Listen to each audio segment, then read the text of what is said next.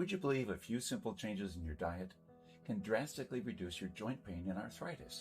At long last, Microsoft has confirmed the vital pieces of information we have been long awaiting for since the initial announcement of Microsoft Flight Simulator back at E3 2019. We finally now know the exact release date for the new Flight Simulator, as well as the pricing, included features, and so much more.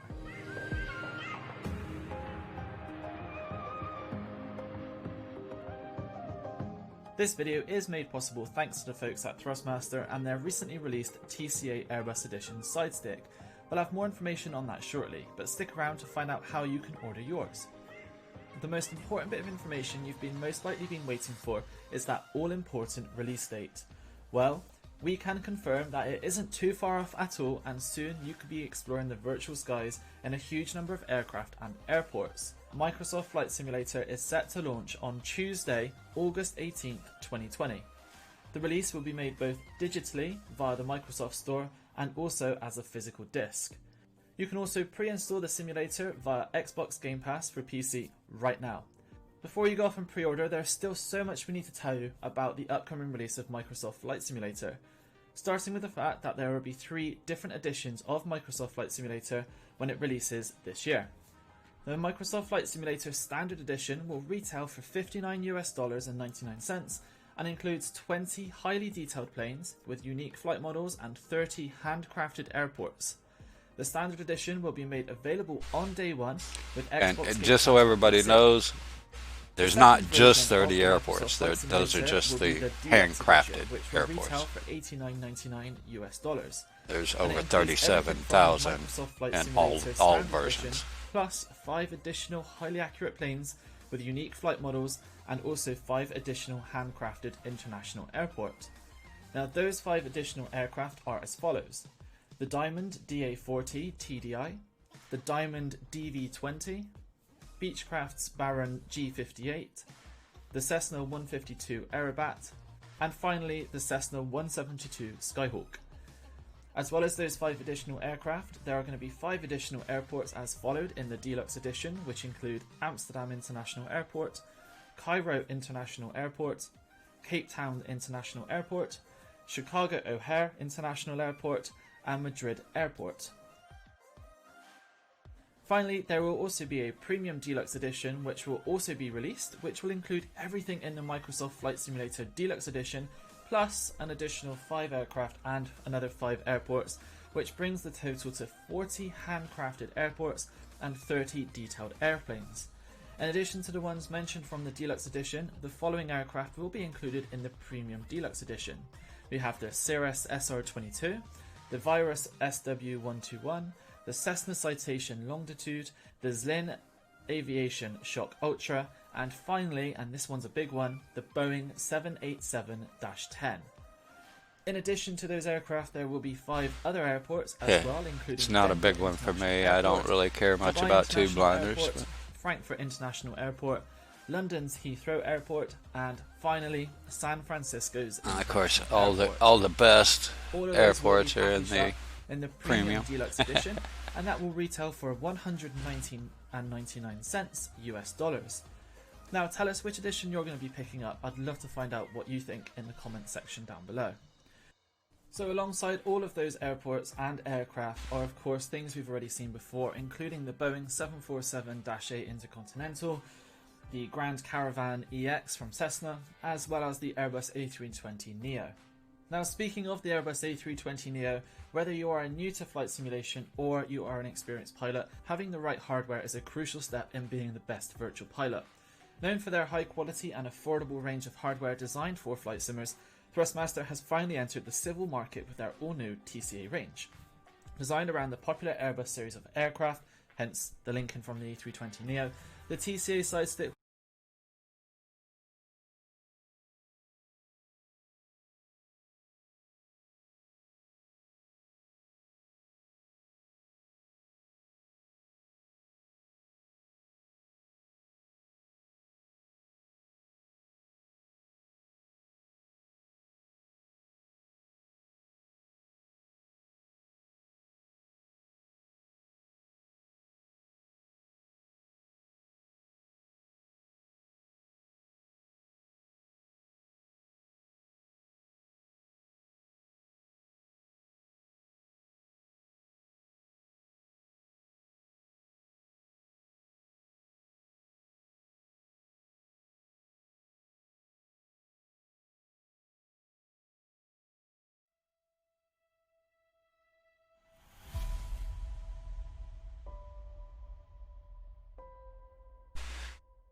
this is what I want to watch.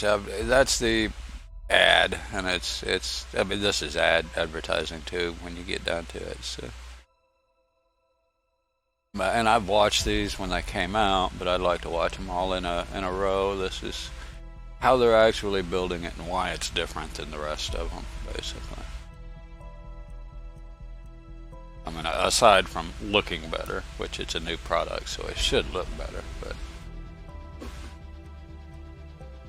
I mean, it goes beyond that. It's actually new tech, which we haven't seen in 8+ years.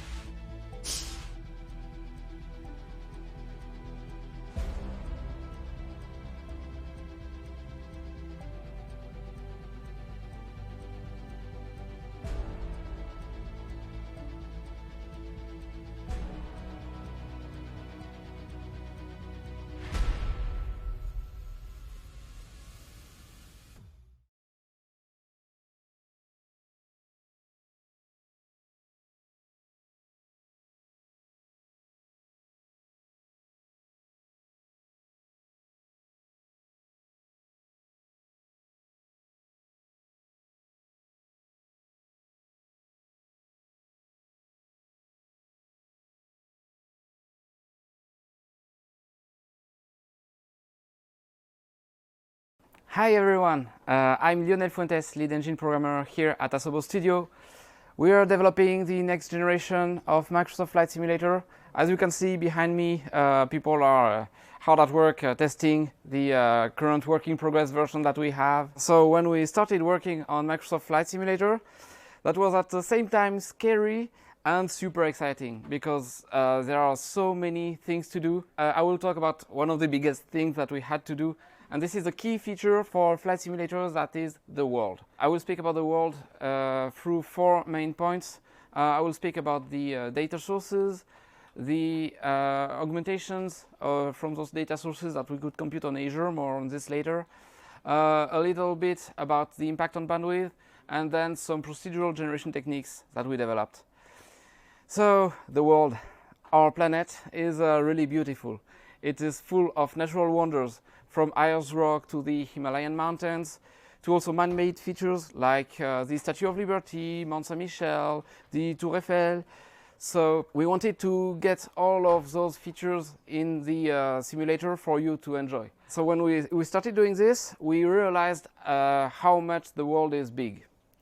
The world is really big, and to the point that we even had to change the internal way we represent a 3D point in space in our engine, like from single precision floating point to double precision floating point, because we couldn't handle that big of a world. And the biggest impact of this was on the amount of data, because you need a lot of data to represent the world. Luckily enough, Bing Maps was here with 2 petabytes of aerial imagery, elevation data, 3D scans for a select number of cities.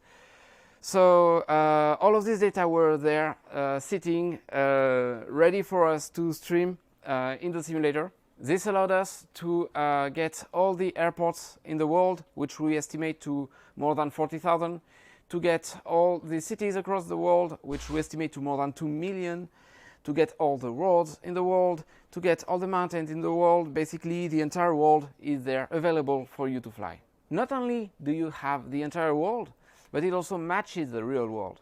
And the big consequence for this is that now VFR flying is available for you everywhere. So for those of you that don't know what VFR means, it means visual flight rules, and it's a way of flying your aircraft by relying on visual cues in the environment, like where you see a given city or a given river. So for example, when in real life we do some piloting, and when in the DR400 we can see the Garonne River here and the city of Martillac there, we can deduce where we're going. The amazing thing is that now we can recreate this very experience right inside the simulator. So I encourage you, once you get the chance to try it, to fly over your house.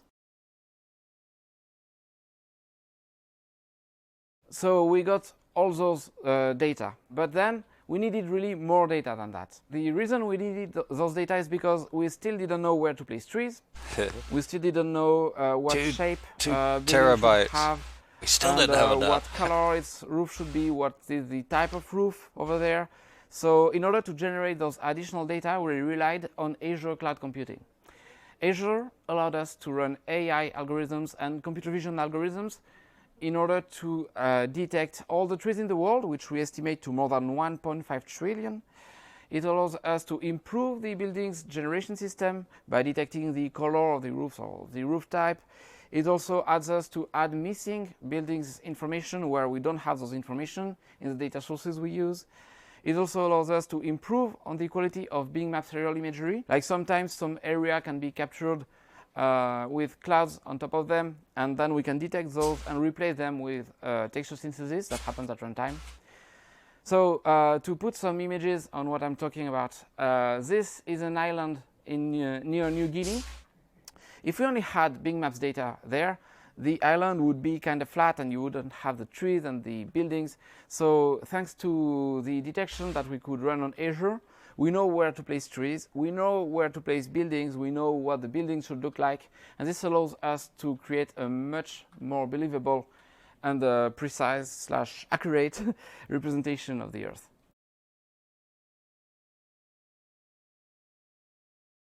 This is the one that's going to kind of hurt me. The impact of my internet connection, because at this point you may be wondering, we are streaming all of those data like Bing Maps data, Azure augmentation data. We represent the entire world. So what happens if I don't have high bandwidth available? What happens if even I have no internet connection at all? We ask ourselves this very question, and I'd like to answer it through 3 main points. The first one is that we do adaptive streaming. What this means is that we measure real-time the bandwidth you're using and adapt our bandwidth requirements according to this measure. The net result of this is that the better your bandwidth, the better your overall experience. Next, we developed a full offline mode.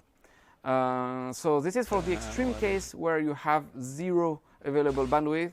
We synthesize the ground textures, and we also still have all the buildings data and all the water data, and for some regions also the trees data. So the result of this is that we still have a world where VFR flying is possible.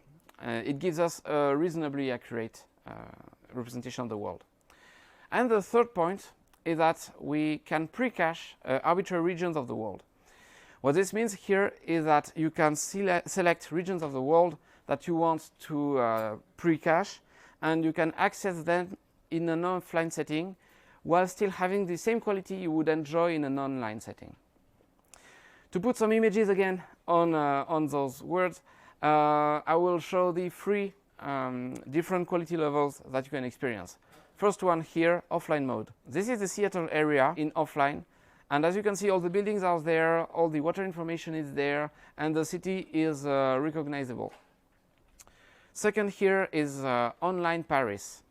So the majority of buildings here are being automatically generated, and you also have the water information, and it's a more accurate version of the world. And here again, VFR flying is possible. And third here is where we have the best quality. This is the city of New York. You may have recognized it. This is when we have photogrammetry data available in Bing Maps for more than 400 cities.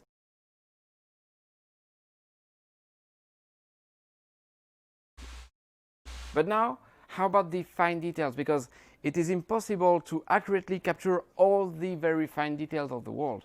Like you cannot know exactly where each blade of grass is or which precise details you have on a given building. So in order to add this level of precision to Microsoft Flight Simulator, we relied on procedural generation. We are adding ground details for dirt, grass, and asphalt. We generate grass blades, actual 3D geometric grass blades. We display millions of them on screen. We also add water shading up to the point that we even have the water affected by the wind, which creates waves on the water. We also add night lights, both along the roads and on the buildings.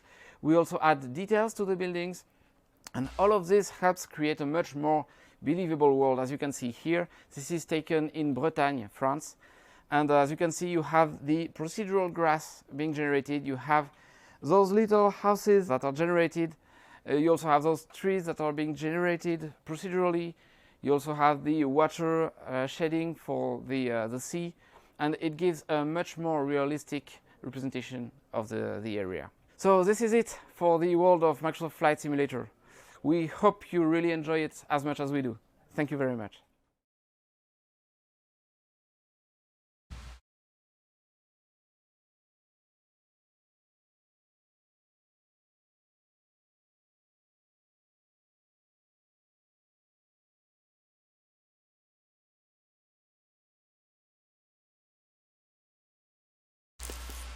Hello everyone, I'm David Deden, Creative Director at Asobo Studio, and I'm super proud and happy to talk about weather today for the new flight simulator. There is 5 important things we want to cover today about this new atmospheric engine in order to unify the rendering of the sky in the simulation. Everything related to the weather special effects, also the new day and night cycle, the volumetric clouds, and the live real-world weather implemented natively in the game.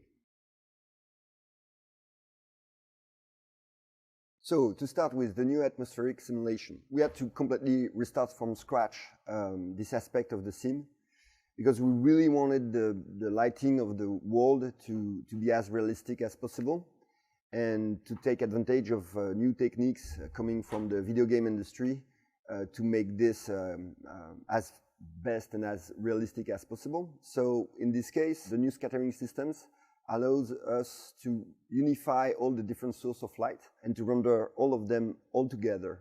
Typically, the sunlight, the moonlight, the starlight, the city lights, all of those things are informed by the air density, by the humidity of the air, even sometimes by the pollution.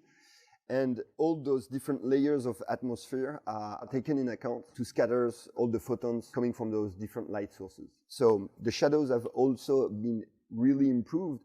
Now the mountain casts shadow on the clouds, the clouds cast shadow on the mountains, the clouds cast shadow on themselves, and all of those different layers of clouds cast shadow on the ground, which gives a general feeling of realism which is never seen before.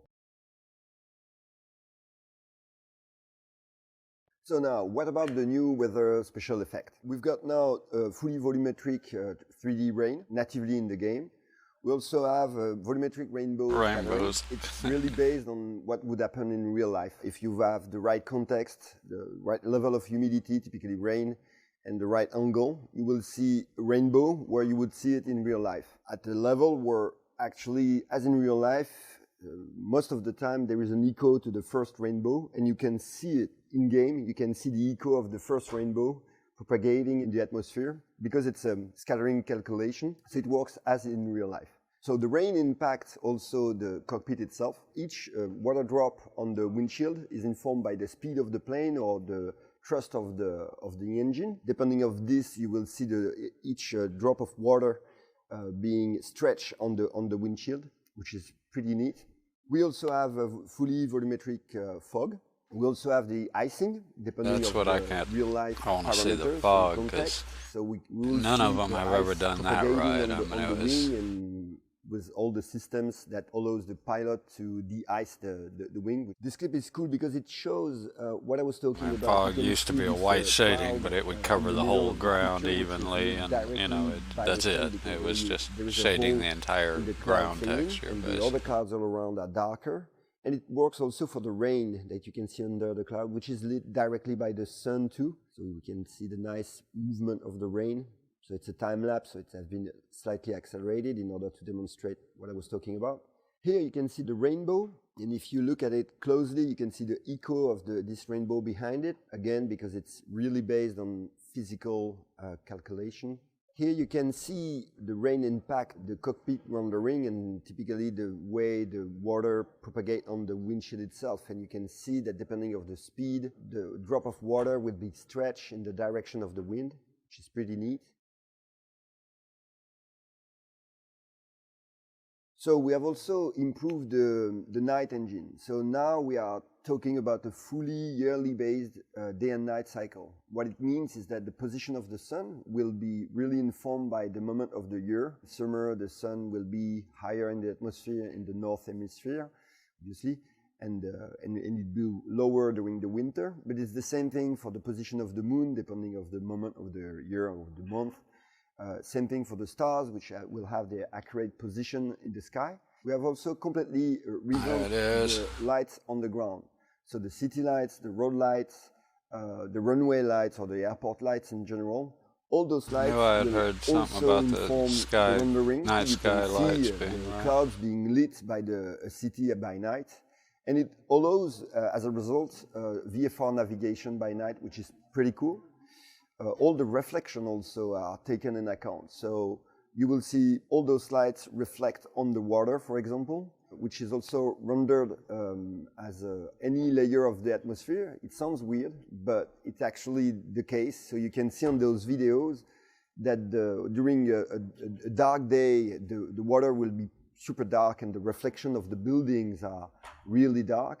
And in a bright day, you can see that suddenly, in this case, the Seattle Bay is pretty colorful, and you can see that the ocean now is at the same spot, much more blue due to the color of the sky and the reflection of the building themselves.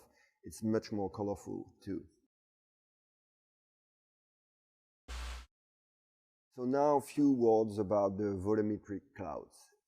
To us, they are a little bit the star of the show, because obviously they are super important during a flight. They are generated based on 32 layers from sea level to high altitude.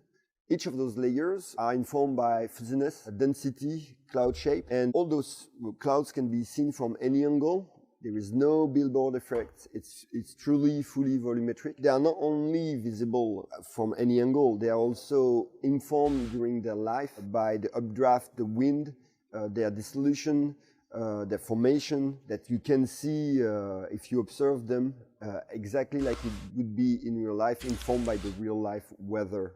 It looks half that good when it runs on my PC. I'll be happy. We basically have a native support of all the cloud types, depending of the width of the layer or the density of the layers. We can basically display any type of clouds thanks to this system, which is super cool. And we simulated this all around the globe, and the view distance is 600 kilometers, which is really important because especially when you fly in airliners, you can see them from very far, and we still have the same level of accuracy, which is really great.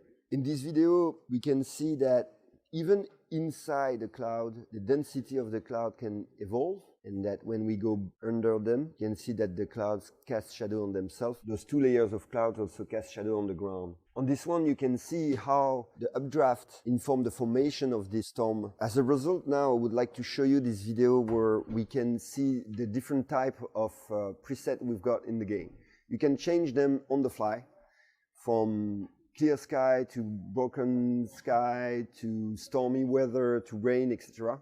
All those presets are accessible directly from the in-game interface. So I would like to show you now something pretty cool that you haven't seen before, is the ability for the user to change seamlessly the time of the day just with this slider. It's real time, no loading, and it's really cool. Hope you enjoyed it. So now a few words about the live real world weather. Based on everything I've said so far on the weather system, the architecture of the rendering of the weather has been made in order to also be able to receive real-world data and to inject those data directly in the engine to represent the real world as close as the data we actually collect all around the world. Those data are somewhere around 60 different layers everywhere in the world. Each of those layers, again, define the level of humidity, density, fuzziness of the different clouds type.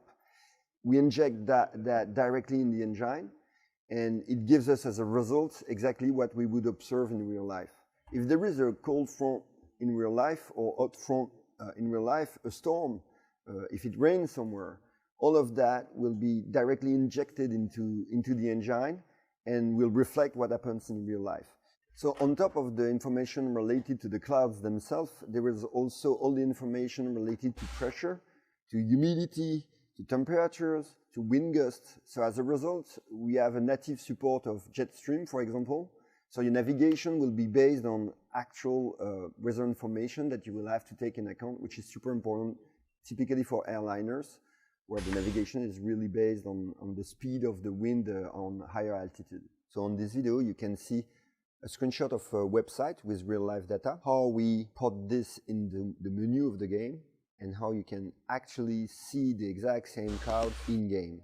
So to conclude this video, there is 3 highlights. The fact that we have a full spectrum weather that you can edit on the fly, real-time, seamlessly, that we have a fully volumetric sky, and also that the live real-world weather data can be injected natively in the engine and gives you exactly what you would have in the real world. So I hope you've enjoyed this video. Thank you for watching. See you soon.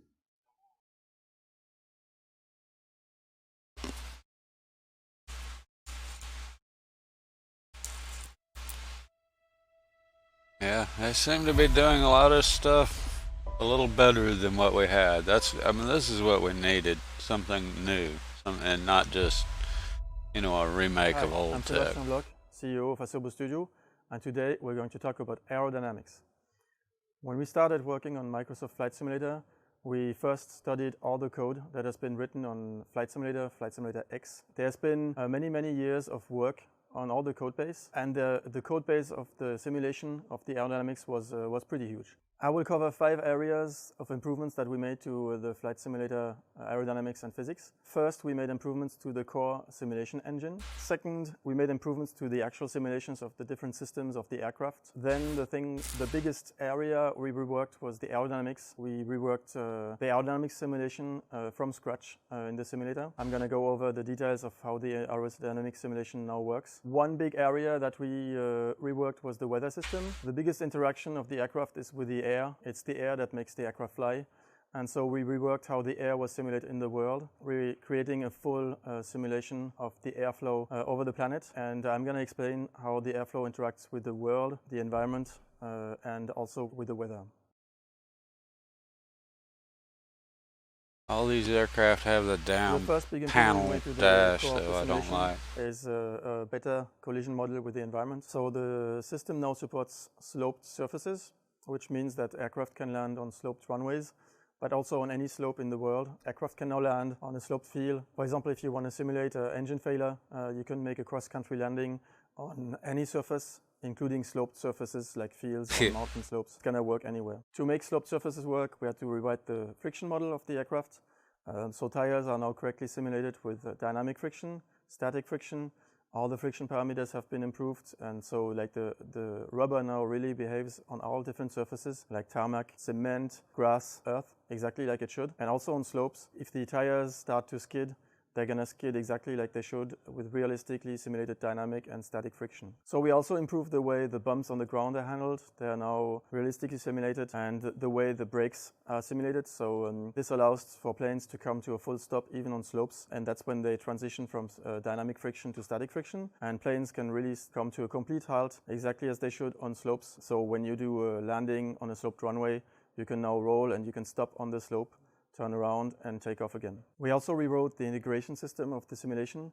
So the integrator is what makes the simulation go forward. It calculates all the states of the system. So one thing we changed is now that the simulation is running at a much higher frame rate, but the frame rate is adaptive, so it adapts to the frame rate of your actual TV or monitor.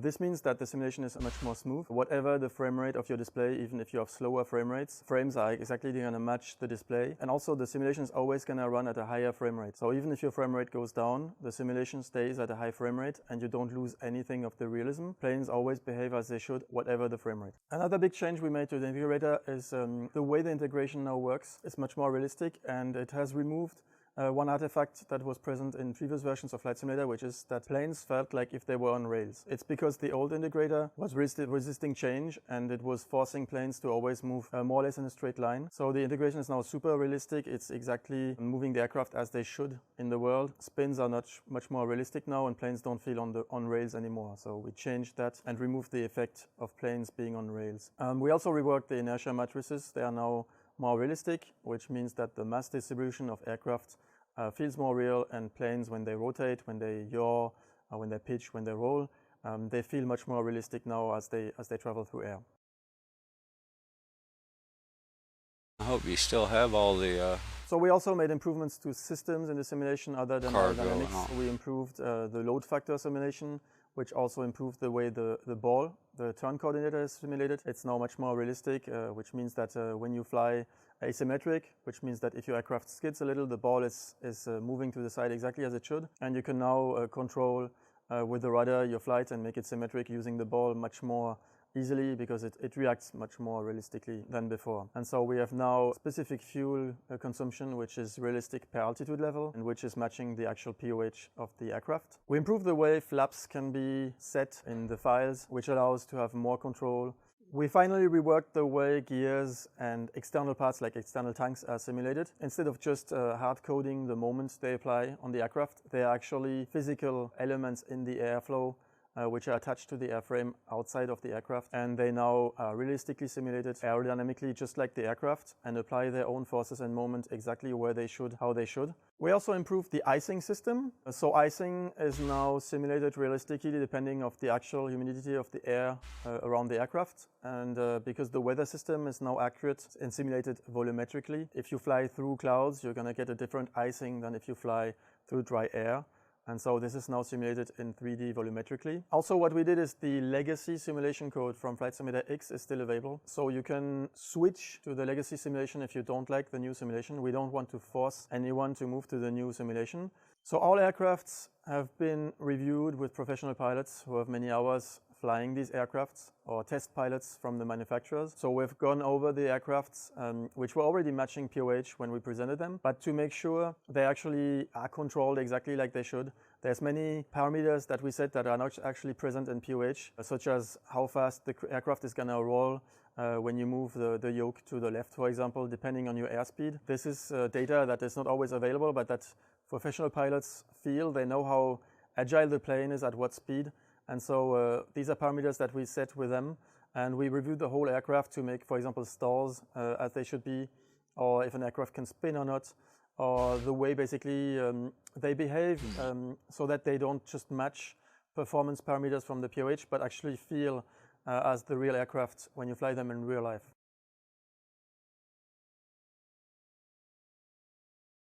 So the big change we made to the system is the aerodynamic simulation has been reworked. How we simulate now is much more advanced. So we subdivide the aircraft into thousands of surfaces which are mapped over the airframe. So for example, over the wings, over the fuselage, over the wheels, over the tail. There's thousands of little surfaces which are placed exactly where they should over the geometry of the aircraft. Each surface goes look at the weather, so it has its own wind direction. It's going to have its own air pressure, its own humidity. This means that the right wing, for example, can fly through a cloud where the left wing doesn't, and you can have different wind, turbulence, and humidity on the right wing. Each of these surfaces has a realistic airflow simulation. Each surface is going to have its own wind direction, its own air pressure, and it's going to do a full three-dimensional calculation to compute what is the force and moment that should result from the airflow flying over the surface. This simulation includes the airflow, speed and detachment and orientation. It will realistically simulate stall. The stall is when the airflow is actually bent too far by the surface and the airflow cannot stay attached to the air surface anymore. So this is now simulated surface by surface, which means that we can have a left wing stalling, especially because of the weather and the full realistic simulation of each surface in the world. But each surface will also deflect the airflow. The airflow is going to be impacted, and surfaces which are behind are going to get a different airflow because the airflow was impacted by the surfaces in front. Doesn't really tell us if it flies better or not yet. More aerobatics. So, for example, the airflow is coming from the propeller. Sounds good. And it's hitting the tail. And that's how you can, for example, enter into a flat spin or some of the figures. So, for example, when you can do an inverted spin, that's because the propeller hits the tail, and this is now realistically simulated.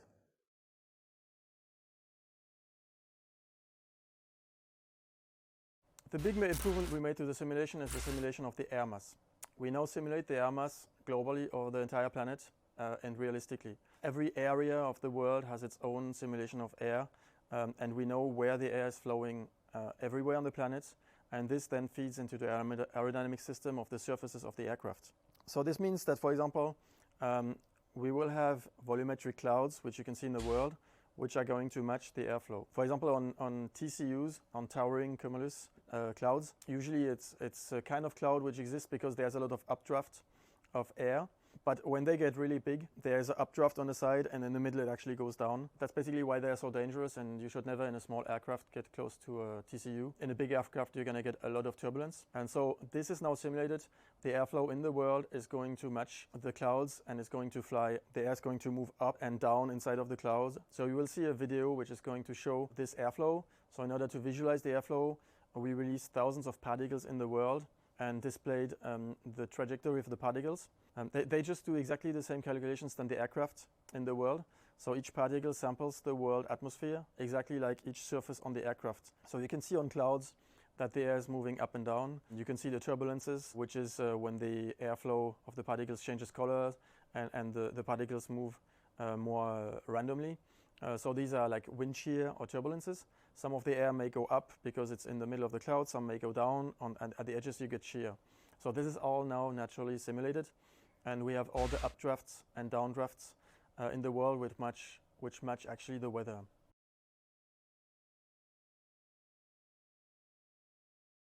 So this air mass simulation also works with the world shape, like the shape of the world, which can depend on buildings, hills, forests, mountains, valleys.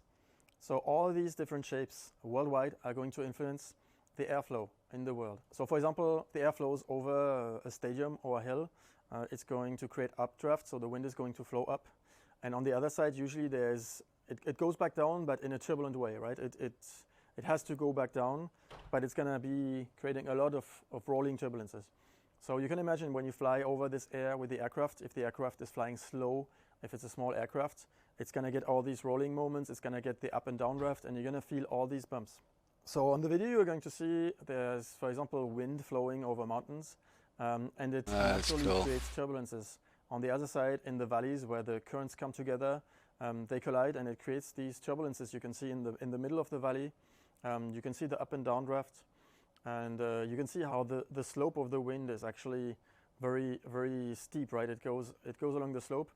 So this is it for the improvements on the aerodynamics, on the physics. So we improved the core simulation, we improved many of the simulated systems, we reworked the aerodynamic simulation with the surface-based system, and we reworked the simulation of the airflow in the world. All these changes come together to create a much more realistic simulation of the aircraft. Aircrafts are now simulated realistically to the performance data that is available.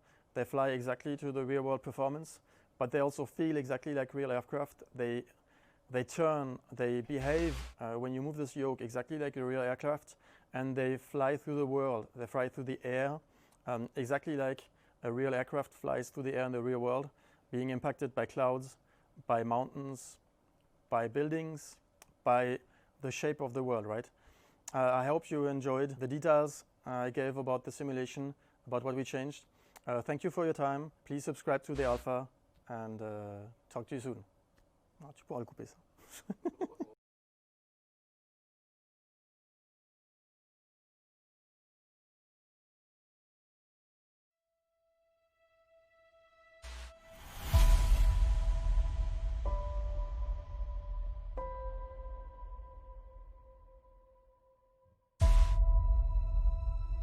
Welcome to this new episode of the Features Discovery of Microsoft Flight Simulator.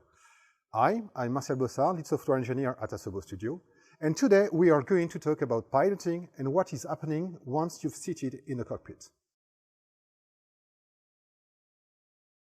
Let's start about the cockpit themselves and how realistic they can be in this new Microsoft Flight Simulator. And I'd like to start this presentation with these good old-fashioned analog instruments. All instruments have been modelized with extreme details and scripted to behave exactly as they should be in the real life. In order to do so, we have introduced new simulated data. As an example, in this DR400, we added a complete management of the electrical systems. So the needles of the battery instruments will change depending on the consumption of the electrical devices. We also added a new management of the oil pressure that now depends on the temperature. Since the flight during the night is now possible even in VFR, we have recreated a lighting system on each plane, giving the possibility to set up and dim every single light in the cockpit to mimic exactly the actual plane. Modern aircraft are equipped with very high-tech glass cockpits. We have created a completely new engine for the management and the rendering of these glass cockpits. The engines will display all the data in 2D or in 3D synthetic vision. Touchscreens are now embedded in these modern airplanes. This is now fully simulated and operational. Hard to read. The system is now able to display real-world terrain and environment awareness. It handles the management of the flight plans that includes seats and stars for departures and arrivals. Mastering cockpits can be very challenging. In order to understand the consequences of each action, contextual cursors and tooltips will indicate how to perform actions and what will be the consequences depending on the state of the plane. We are also introducing a completely new management of the checklist. You will be able to choose the complexity of it, from manual to fully automated.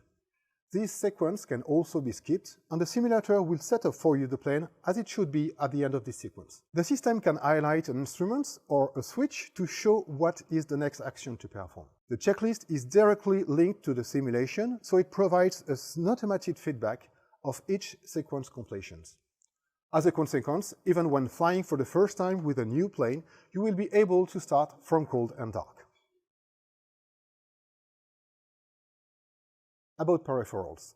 The simulation is now bringing a complete calibration and setup tools of all the inputs. External tools are no longer needed. We also kept in mind that many of the simmers have done an incredible job for building their own cockpits. To make them keep the benefit of their hard work, SimVars are going to be exposed as they were by the past and have been even extended with new functionalities. Multi-screens and windows are also supported. Here is the home cockpit we've built at Asobo. It's a replica of a DR400, a plane that we are actually piloting here in Bordeaux. This is helping us to check the quality of the simulation itself, but also the quality of its inputs. Microsoft Flight Simulator will also bring some technologies to improve the immersion. The rendering engine is the very first one of them. We have brought the new techniques of the video game industry to the world of simulation. Screen space ambient occlusions and irradiance, screen space reflections, screen space shadows and cascade shadow maps, 4K PBR materials allow us to make cockpits feel real. And this is not only a cosmetic matter. With the right position of the sun and the accurate weather system, the lighting in the cockpit will reproduce the exact same flight conditions that you would get in real life in the same time. This is modifying the readability of the instrument that can sometimes be difficult to read. We have used a lot of references to create our cockpits. We had an access to the actual planes to perform some photos and video captures. We are using the very last techniques of scanning, and some manufacturers have even given us some CAD files. The sound is also a very important input when flying. In order to have a great simulation, we have introduced a completely new scripting system based on WISE. This system ties the simulation data to the sound for building their own cockpits. To make them keep the benefit of their hard work, SimVars are going to be exposed as they were by the past and have been even extended with new functionalities. Multi-screens and windows are also supported. Here is the home cockpit we've built at Asobo. And some manufacturers have even given us some CAD files. The sound is also a very important input when flying. In order to have a great simulation, we have introduced a completely new scripting system based on WISE. This system ties the simulation data to the sound banks and is using a real-time DSP to modulate the sound to make it match the plane parameters. As for the rendering, we had an access to planes, and a dedicated team here at Asobo did recordings of every single sound in high fidelity. In addition to this, we have created a new dynamic camera that brings physicality to the sim. This camera reads every single reaction of the planes to simulate the pilot's head movements. This gives a better understanding on how the plane behaves. So you can feel the consequences of your actions, understand the environments like winds or the variation or the density of the air, but also any kind of mechanical events like buffeting or fluttering when the plane is at its limits and when the pilot needs to act quickly. This camera is feeling the needs for pilots to feel physically natural in a cockpit. To conclude, what are the highlights of these presentations? Microsoft Flight Simulator will provide realistic cockpits, a new glass cockpit engine with touchscreens, a new checklist system tied to the simulations with an assistance, immersive lighting, audio and camera engines. Thank you very much for watching this video. Please stay tuned on Microsoft Flight Simulator website for any further information.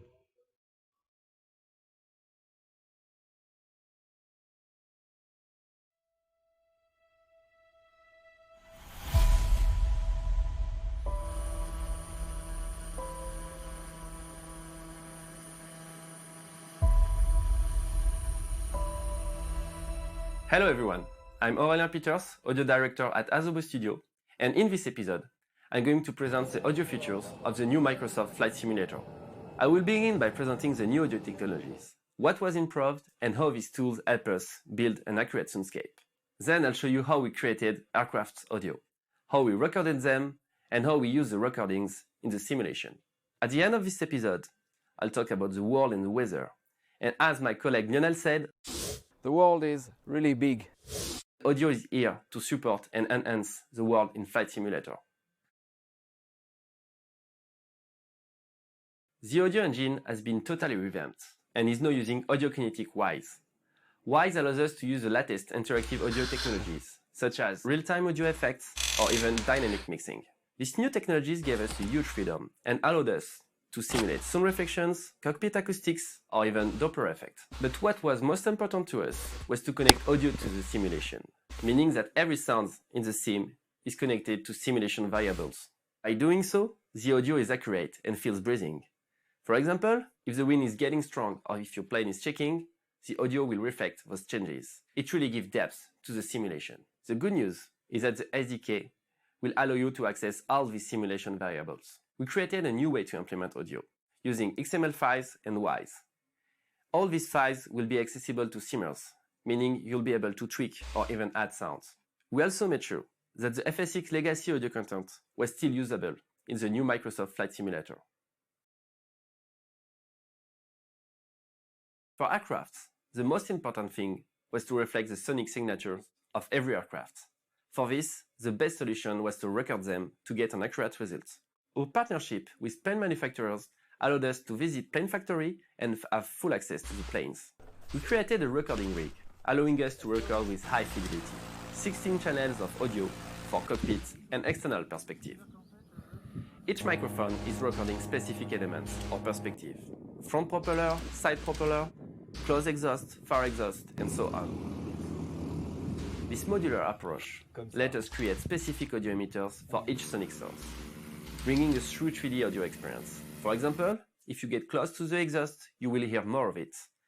Following your position in game, you will never hear the same thing.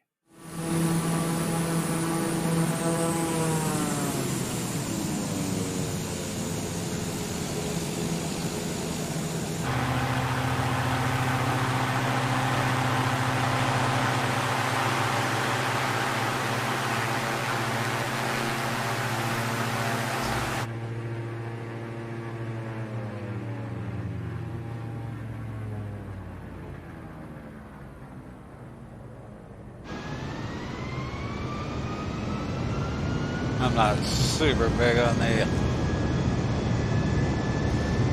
sounds, although I'll enjoy them, but you know, I'd miss them. Sound crew does good work, so.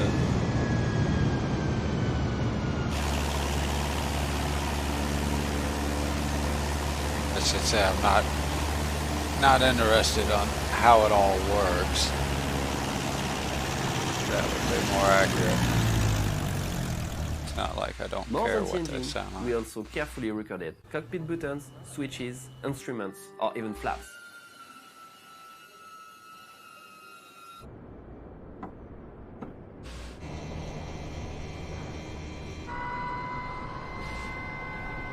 Last but not least, thanks to audio convolution technology, we were able to record cockpit acoustics, which allowed us to play any sounds or voices as if you actually heard it in the cockpit.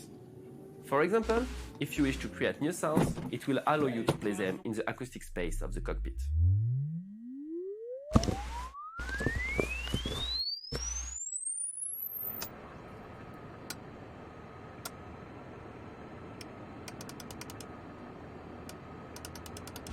With such a realistic and detailed world, we wanted aircraft and every sonic source to be fully integrated into the environment.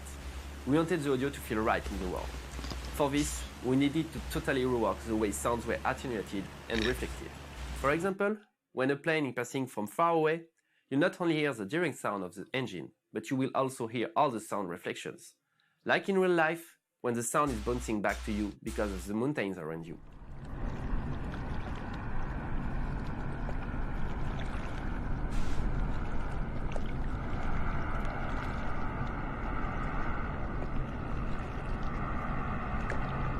Moreover, we also totally reworked one another key aspect of the soundscape, the Doppler effect.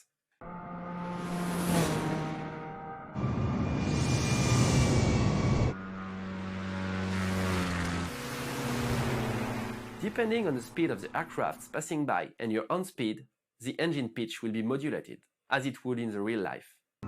Attenuation, reflections, Doppler effect all together brings accuracy and give an organic feeling to the sonic source of the new Microsoft Flight Simulator.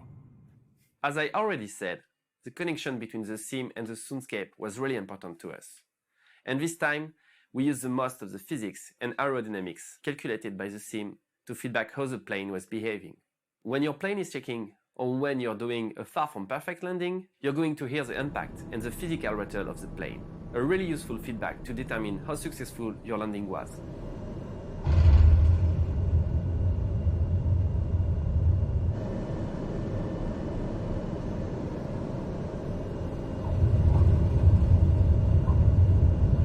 We also simulated the aerodynamics wind flow on the plane using wind sounds. Especially in external view, where we can have more creativity, you'll be able to hear your actual plane movements.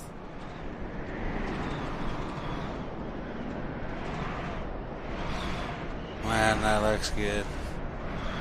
And just the way it looks like it's moving.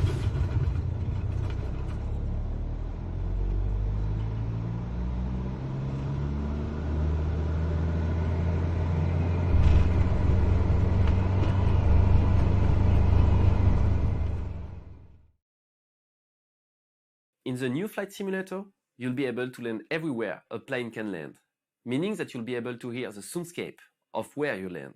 We created a biome system based on the sim land classification data. Depending on where you are, you'll hear different soundscape. For example, you will get a very different kind of fauna sound in the African savanna than in the Alaskan area. Look at the grass move. That's cool.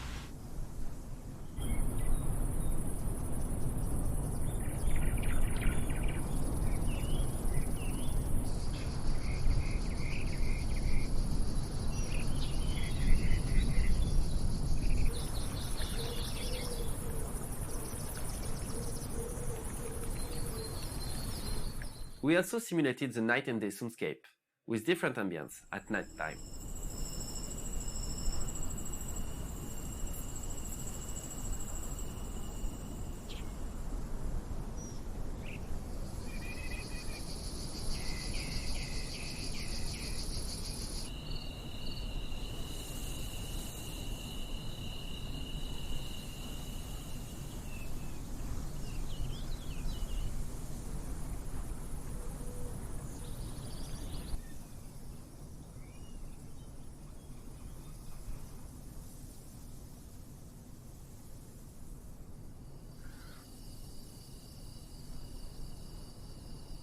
As for more aviation-rated sounds, you'll be able to hear surrounding planes or even ground vehicles. The idea was to enhance immersion and support every story the world is telling thanks to audio system. Weather tells its own story, and in Flight Simulator, there's many variables for you to tweak, and each of them is connected to audio. Let's say you increase the wind. You'll not only be able to feel the wind during your flight experience, but also hear the wind.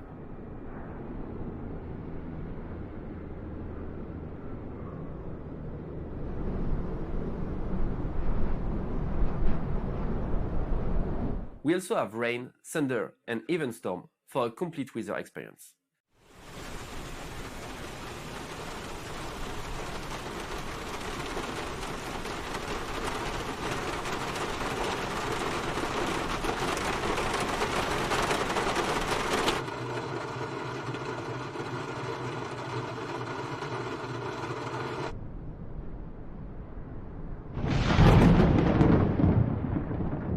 Thank you for watching this episode. And on behalf of the Flight Simulator audio team, I hope you enjoy hearing the world we created for you.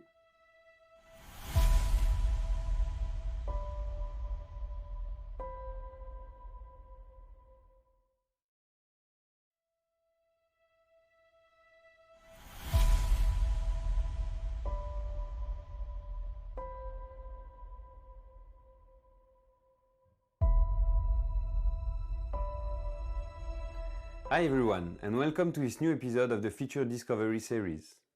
I am Sven Mestas, lead game designer at Asobo Studio. In this episode, I'm going to talk about airports in the new Microsoft Flight Simulator. First, I'll begin by presenting how we are covering the various types of airports, both geographically and by scale. Then, I'll explain the work pipeline to treat each of these airports from being aerials to their final state in Flight Simulator. Finally, I'll present to you airport life and talk about services, ground traffic and air traffic.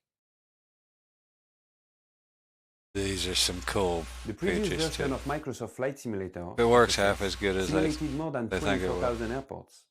The new Flight Simulator features all the airports in the world, including 37 manually edited airports. This coverage begins at small countryside bush airstrips, all the way to huge international airports. Geographically, you'll find airports all over the world, nestled on small islands, adjacent to major cities, and perched on mountainsides. North and South America, Europe, Africa, Asia, and Oceania are all represented.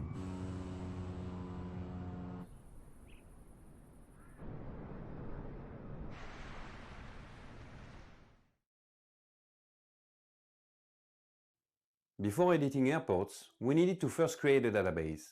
We started from the FS6 collection and decided to add more airports to give better coverage and a larger amount of locations to explore. After lots of triage and selection, we edited 37,000 airports. In order to reach a new level of reality in flight simulation, we needed a new approach. That's why we decided to innovate by editing airports from real aerials and satellite pictures.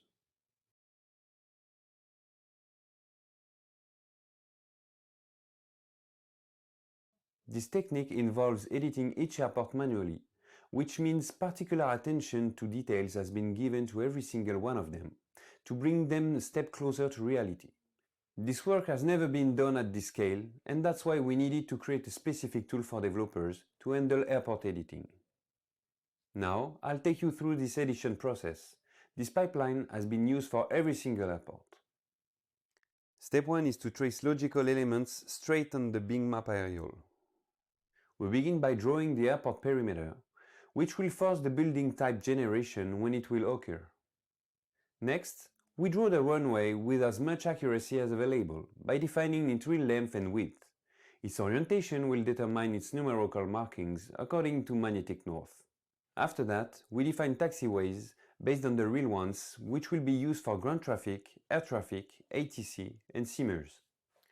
We place the parking spots at the exact same place of the existing ones. Finally, we reproduce markings on the apron.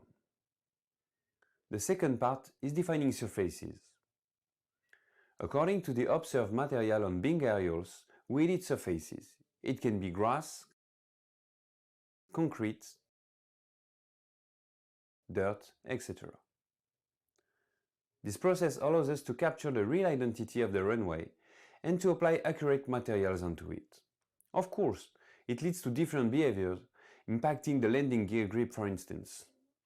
If there are any visual artifacts on the grass, such as planes, we draw perimeters to remove them. The final part is the post-processing. These steps are automatically performed by our algorithms. The runway slope is applied for chart references.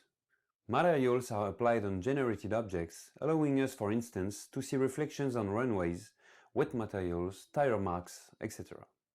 The visual artifacts on concrete are automatically removed. Contrasts and colors are adjusted to match real life. Names are attributed to taxiways and signs are generating along them. Animated windsocks are generated as well. These are even able to follow the wind direction when it changes.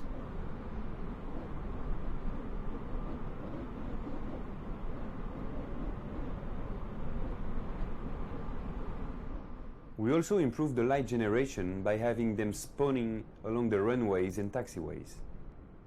Because some airports deserve more attention, we made a selection of 80 airports based on the most played and busiest ones. We gave these airports more realism by naming the taxiways and signs according to official IDs and providing them more accurate surface definition. Beyond that, in order to take things further, we created a top-level category. We defined a final selection made of iconic airports and dressed them up to reach a new level of realism in flight simulation. We created and placed unique buildings and props matching reality, transcribing their identity and their ambience, and we even terraformed some landscapes to nest them in their real environment. Now, let's talk about airport life. Life is supported in every airport of the game according to their size. As in FSX, we kept the ambient ground traffic in airports, but we've made improvements. We filled airport parking lots with vehicles to provide a more realistic look. We tweaked vehicle behavior. They come and go on taxiways, but now they stop at all shots even if the runway is free, and they are able to turn on their lights at night. We included workers as well. They move between various points, bringing life to the apron. Services are now accessible from the ATC on a specific ground frequency. We kept services which were already set in FSX, but made various improvements. Gateways have new visuals and a more realistic way to attach exit doors, using more precisely with the fuselage.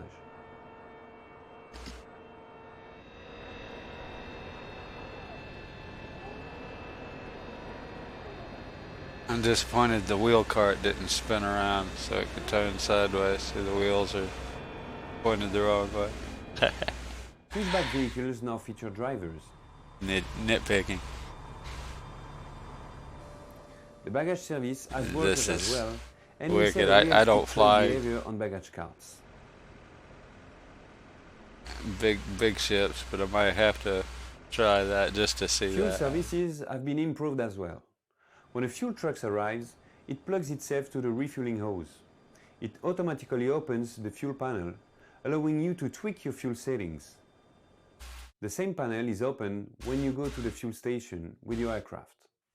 We added some services in order to allow you to complete your ground handling in a more realistic way.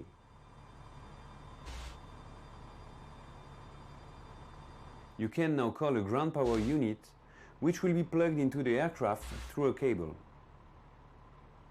A ramp trunk is now available when you are on the right parking spot type. We added as well an animated catering truck.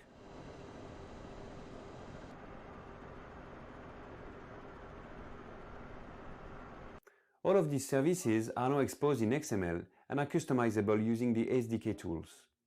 Is it possible as well to create small scripted behaviors with your own objects and animations and to place them where you want? That's some good news. They're showing a lot of what we can do with the SDK. As you may have noticed, there are now parked planes all over the apron. These aircraft are actually part of the traffic.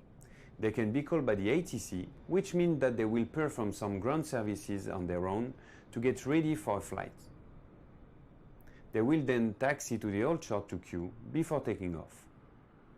We hope you enjoyed this look into Microsoft Flight Simulator airport features and look forward to having you explore them in the future. On behalf of the whole airport team, thank you for watching and see you soon.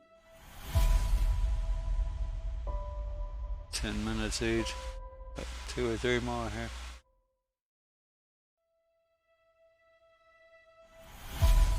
Multiplayer is neat, but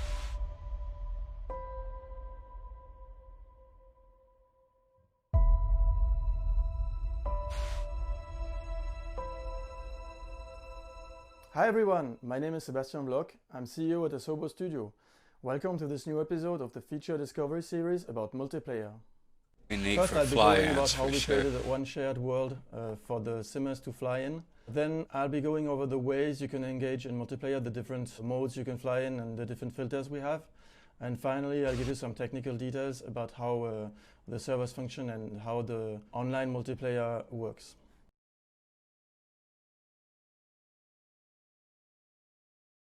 Our goal with multiplayer was to provide users with a new experience that would bring all the pilots on the planet together in one shared online world. We wanted the experience to be to the power of Azure, which gives us multiple clusters of as many servers as needed to host all users. We have a robust solution that is instantly, extremely scalable, and enabled us to create all the features we wanted. For the multiplayer in Microsoft Flight Simulator, we create one shared world. The goal was to bring all the pilots together, whether they're flying in the real world and real world traffic, or whether they're flying virtually in the simulator. The experience is seamless.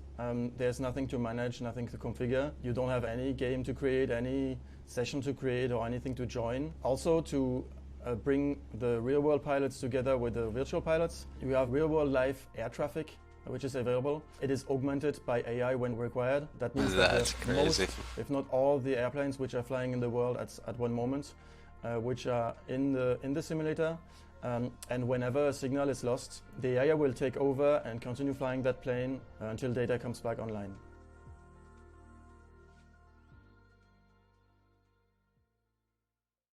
As this is one single world, we've enabled users to choose filters, which allows them to decide who they want to fly with and how they want to fly. The first mode is going to be what we call live players only. It is for all those of you who want to fly by the rules, who want to fly in a more strict space, respecting all the rules and all the ways how to fly. In this filter, you have to fly by real-time live weather.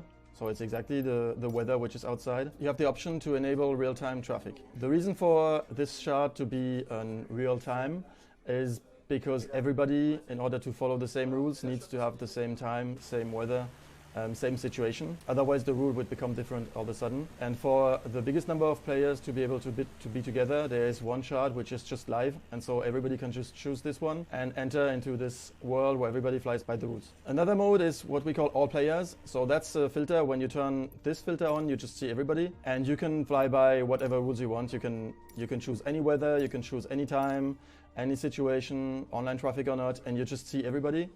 And in this mode, this is really made for those who don't want to follow any rules. They just want to fly around, try a new airplane, discover the world without following any routes or any regulations, and just fly around. That mode is perfect for that. It's super easy. You turn it on and you're with also a lot of multiplayers, a lot of players online.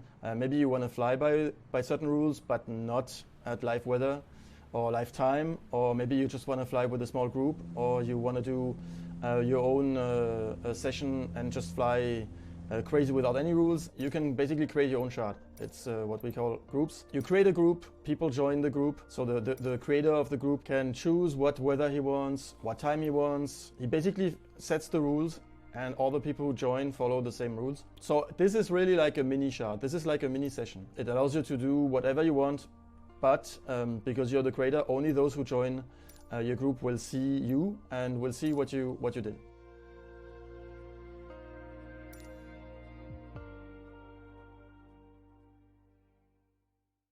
About the technology, so we've built multiple clusters around the world. So a cluster of servers is a place where we have in a data center, several servers which you connect to. When you launch the simulator, it automatically chooses the best location for you based on basically ping. So currently we have one running in Western Europe and one in Northern America. Based on ping, it's gonna select automatically the best one for you, but you can always manually choose one.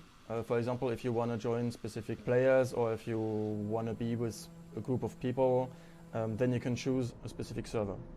So because live air traffic can be tens of thousands of planes, multiplayer traffic can also be tens of thousands, hundreds of thousands of planes, you will not see hundreds of thousands of planes when you fly. The servers automatically optimize the data they stream to you, and so for the live traffic, you will receive from the servers all the planes which are within 200 kilometers. And for the multiplayer traffic, you will receive also planes which are within 200 kilometers, but limited to the 50 closest planes. So if there is less than 50 planes within 200 kilometers, you will see all planes. If there is more than 50 planes around you, you will only receive from the server the 50 closest one. So this is to save bandwidth in a situation where there would be thousands of planes gathering in the same place, and which would be less than 200 kilometers away.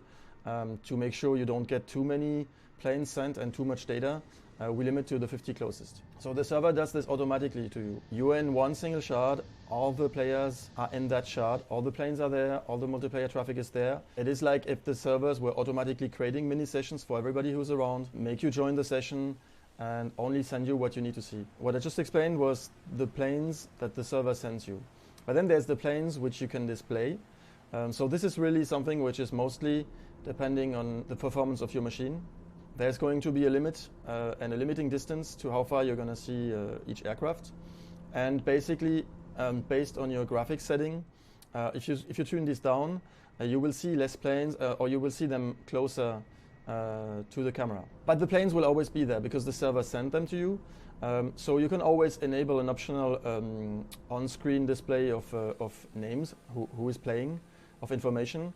And you can see them on the radar, even if they are further away, if there's more planes than you can display in 3D, you will always see the planes, all the planes the server sent you, on your radar. And finally, we have developed advanced technology to make sure the flying experience is smooth and you see all the planes flying very smoothly. And so we have a dead reckoning and interpolation which works pretty well, and all the planes are super smooth. And you're not going to see them disappearing or bouncing around. You're going to see them flying super smoothly in space, and this allows for a great and smooth multiplayer experience to fly together. If you're going to go explore in a group, this is perfect to have this seamless experience and not be annoyed by any online glitches or lag problems. Thank you for listening, and see you all soon in the multiplayer of Microsoft Flight Simulator.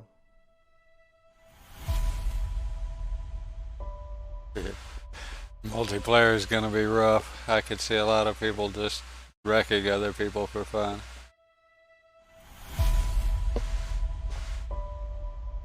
Here's another one. The IFR is I can do it, but it's a lot of work.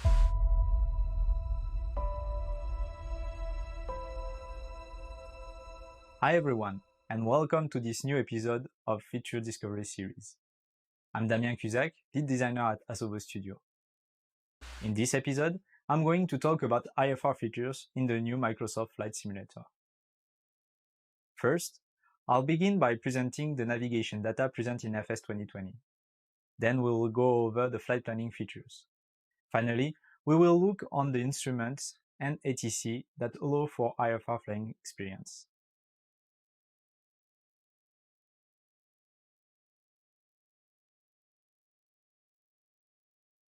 We have partnered with a service company dedicated to flight operation and air traffic management, NavBlue, to provide FS2020 with an AirRing 424 navigation system database. It's worth mentioning that, just like in real world, this data is updated following the official AirRack cycle of updates every 28 days. It includes waypoints, VORs, NDBs, com frequencies, localizers, control and restricted airspaces, approaches, and also SIDS and STAR procedures.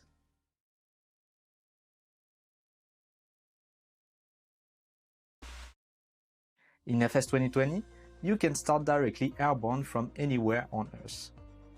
Engines running and ready for takeoff on the active or forced runway, or cold and dark at a gate or a parking spot. Once a departure and a destination are selected, you can access flight planning functionality. It will determine your routing based on the type of flight you want to make, from direct or VOR to VOR flights to IFR low and high altitude routes. You can also manually edit route to your convenience by adding and removing waypoints. A cruising altitude is suggested for your route, which you can edit if desired, and estimated times between waypoints are provided. You can find this information in the navlog. Standard instrument departures and standard terminal arrival routes, known as SIDS and STARS, along with ILS, VOR, and AirNav approaches, are all considered in FS2020 Flight Planner, meaning that we'll be able to generate routes that are true to life. Flight plans can be saved, loaded, and generated from external tools. Flight planning information will transfer from the world map to aircraft instruments. You can also create, edit flight plans directly in cockpits.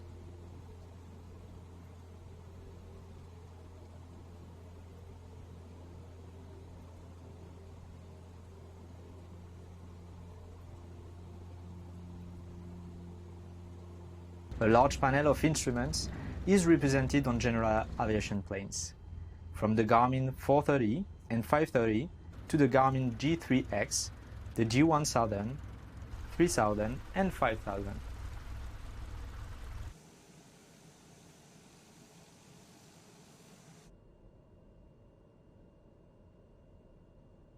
The three most common types of radio navigation aid are available. To navigate the hard way, ADF, for automatic direction finding, indicates relative bearing to the radio beacon, called NDB, non-directional beacon.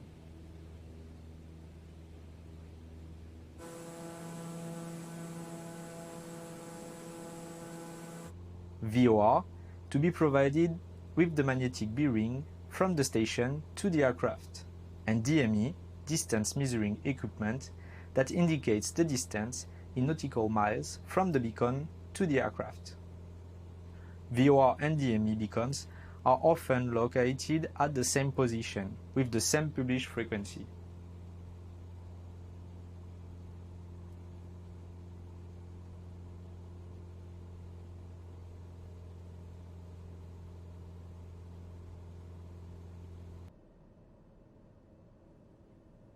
Needless to say, you can rely on ILS, Instrument Landing System, for precision runway approach to be provided with both vertical and horizontal guidance during an approach to land. 8.33 kHz spacing is supported natively so that you can tune your radios realistically to up-to-date frequencies. For airliners with flight management system, a CDU or MCDU is provided with core functionalities to simulate pre-flight procedures, data, init, flight planning, radios, and performance.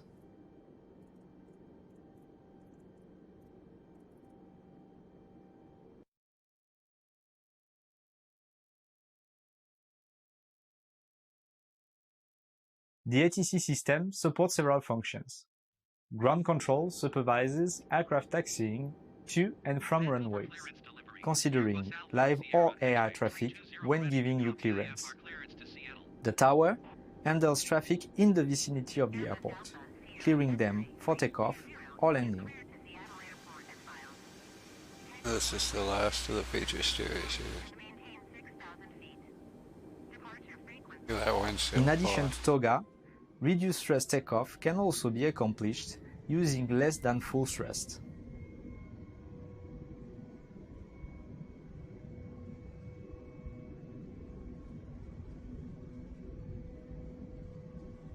Once in the air, you can rely on a flight management system featuring autopilot manage mode for navigation, and auto thrust on Airbus or auto throttle on Boeing for power management.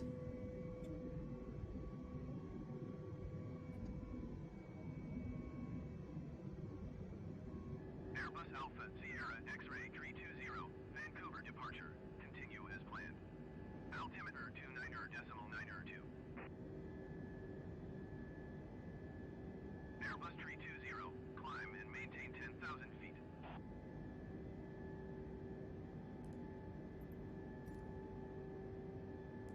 Continue to Yankee, Victor, Romeo, turning and following heading 200. Resume on navigation, climb and maintain 10,000 feet. Airbus 320.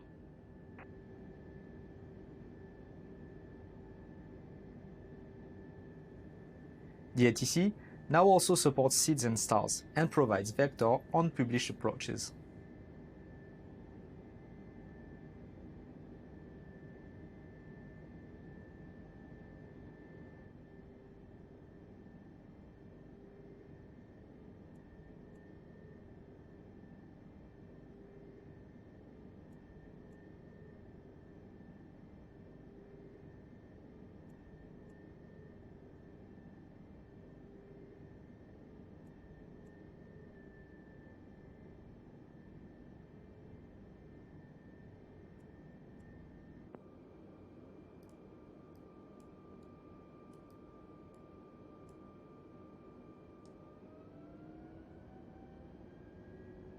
Airbus 320, contact Vancouver departure on ONE 26.125.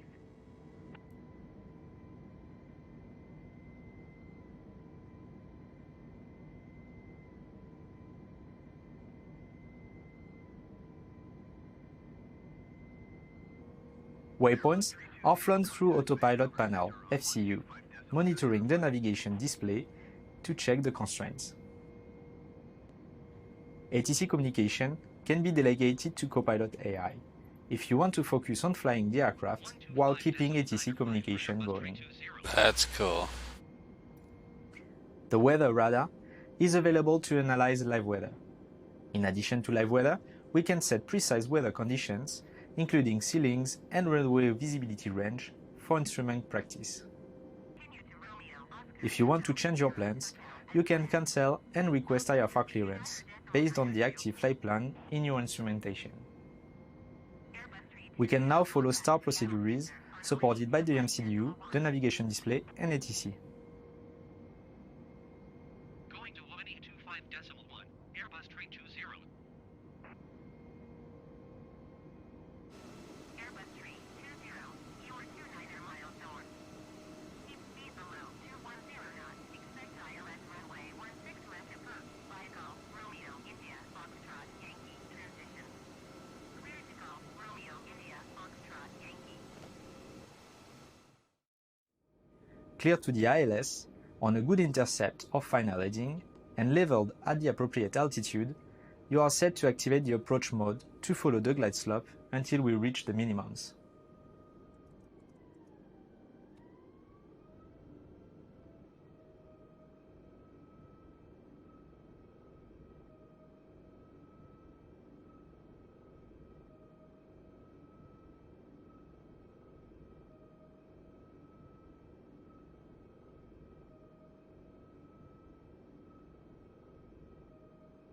So he's still on autopilot following the glide scope here. That's cool. You And can this hear is- traffic on the radio. The ATC gives vectors to other planes. You can also hear ATC asking to report traffic in sight if they are close enough. We are asking for landing clearance. If you choose to land without clearance, you can cause unexpected AI behavior, such as preventing traffic planes from taking off or landing at certain runways. A traffic might abort landing and do a go-around.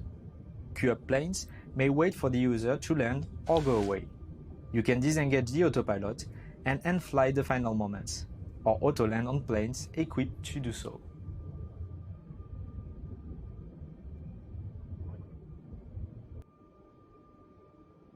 Okay, so not all the planes are going to have auto land, only the ones with the advanced autopilots, I'm guessing. There is no, that's where they're getting away from reality. In reality, they can get to 200 feet. Theoretically, the thing could auto land them, but it's not allowed.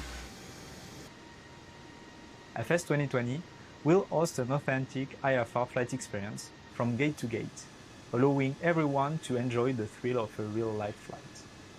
We hope you enjoyed this look into IFR features. On behalf of the whole team, thank you for your support. Thank you for watching. See you soon. That's pretty cool. I did answer a couple of questions. One, multi-screen support is there, because a lot of people have